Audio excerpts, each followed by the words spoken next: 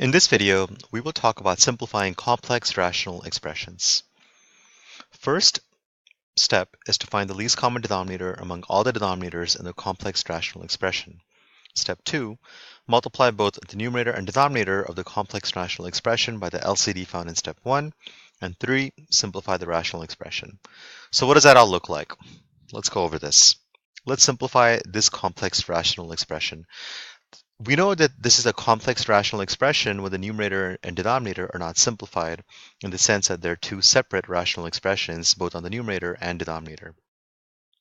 So the first step is to find the least common denominator amongst all the denominators. So remember, to find the least common denominator, the first step is to factor each denominator. The m, the n, those are already factored. The second step is to list all the unique terms in all the denominators. So there are only two unique terms, the m and the n.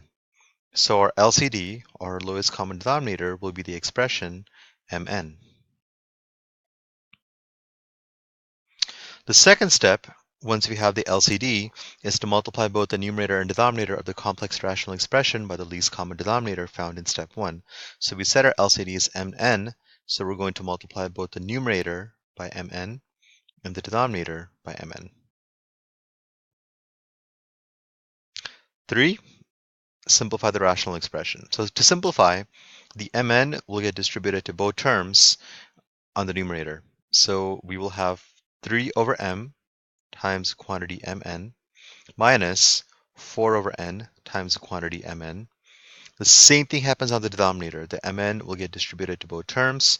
So we have 2 over m times mn plus 5 over n times mn. Now let's simplify this. In the first term, you have 3 over m times the quantity m times n. The m's will cross cancel. You're left with 3n. In the second term, the n and the n will cross cancel. You're left with 4m. On the denominator, you have 2 over m times mn, so the m's will cross cancel. You have 2n. The last term, you have 5 over n times mn. The n's will cross cancel, so you have a 5m. This cannot be simplified any further since there is no greatest common factor. These terms cannot be factored, so this is going to be your final answer. So the key here is to look for the LCD of all 4 denominators and multiply both the numerator and denominator by that LCD.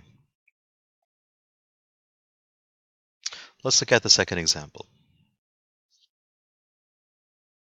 First, let's find the LCD of all the denominators. Our denominators are 4x squared, 2, and x. Between 4 and 2, the LCD will be 4. Remember, you always pick the bigger term. Between x and x squared, it'll be x squared. So your LCD will be 4x to the second power. So we're going to multiply both the numerator and denominator by 4x squared. And the 4x squared will distribute to each of the numerator and denominator terms. So on the numerator, we have 1 over 4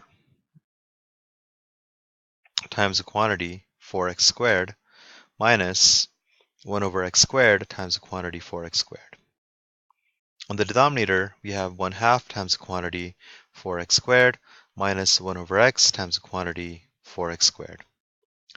Let's see how this simplifies. The 4 and 4 cross cancel in the first term, which leaves us with x squared. For the second term, the x squared and x squared cross cancel, so 1 times 4 will give us 4. On the denominator, the 2 goes into 4 twice. We still have that x squared, so that leaves us with 2x squared. Here, the x and the x squared will cross cancel, so we're left with 1x. We got x squared divided by x, that leaves us with 1x. Negative 1 times 4x will be negative 4x. Now we got to factor these. X squared minus 4, that is a difference of squares, which is x plus 2 times x minus 2. On the denominator, we have 2x squared minus 4x. You can take out the greatest common factor here. That's always your first step to factoring.